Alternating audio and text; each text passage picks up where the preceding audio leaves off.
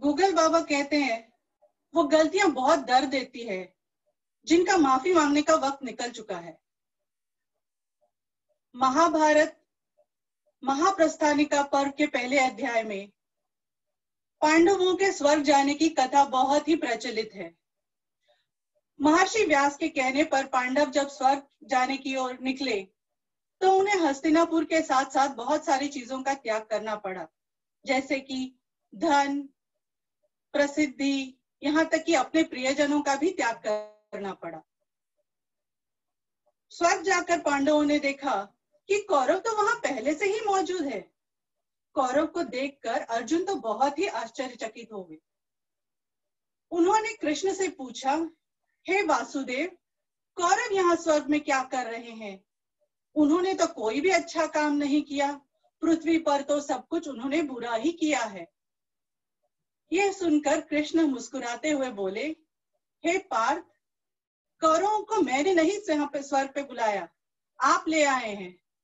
फिर आश्चर्यचकित हुए अर्जुन ने कहा, हमने तो उन्हें हमारे साथ आते नहीं देखा।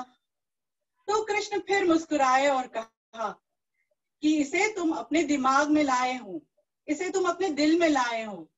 देखो, अभी भी तुम उनकी शिकायत ही कर रहे हो। तुम्हें उन्हें दिल से या दिमाग से माफ नहीं किया है, उन्हें दिल में और दिमाग में माफ कर दो। टोस्ट मास्टर्स, हम भी अपने जीवन में ऐसा ही करते हैं। कभी भी छोटी छोटी बातों पे गुस्सा हो गए या किसी की गलतियों पर नाराज हो गए, अपने दिल में रखते हैं और उसे बढ़ाते रहते हैं। अगर हम आक्रोश को, हमारे क्रोध को अपने दिल में जगा देंगे, दिल में बसाए रखेंगे, या किसी अपनी ही गलती से शर्मिंदा होकर शर्म से रहेंगे, तो हम अपने कार्य को इस दुनिया में कम महत्व देंगे। हम पूरी ईमानदारी से कैसे काम कर सकेंगे? आप कहेंगे, अरे जिसने हमें दुख दिया है हम उसे ऐसे कैसे माफ कर दे? मैं कहती हूँ, नजरअंदाज कर दीजिए। 10 साल पहले भी मैं ऐसा ही कुछ करती थी। सुबह सुबह कभी चाय के साथ मैं सोचती रहती कि अरे दुनिया ने मेरे साथ कितना गलत किया है, इन्होंने कितना मुझे छला है। ये पम्मी आंटी है ना, जो बिना सोचे समझे, बिना मेरी साइड सुने मुझी को दोष दे देती है। ये छोटू, मैं उससे पैसे ले गया और जब मैं मांगने गई तो हाथ ऊपर कर दिए, अभी है नहीं, बाद में आओ। ऐसा करते करते 3 साल बीत गए। अब उसके लिए भी मेरे मन में बहुत क्रोध है।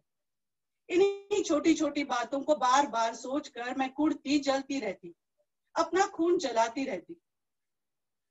फिर कहीं मैंने पढ़ा कि इंसान में खूबियों के साथ कमियां भी है।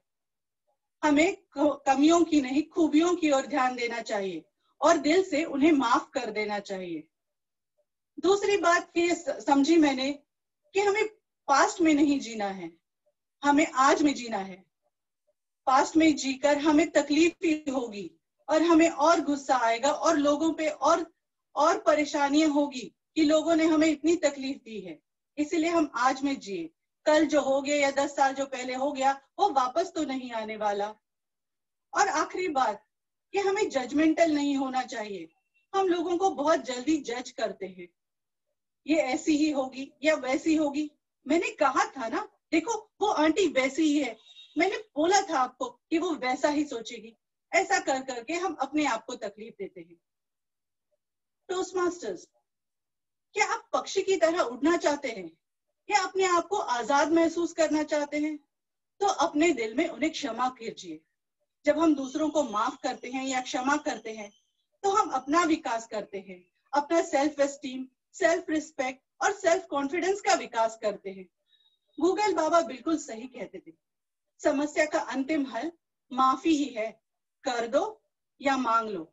धन्यवाद। Over to you toast master.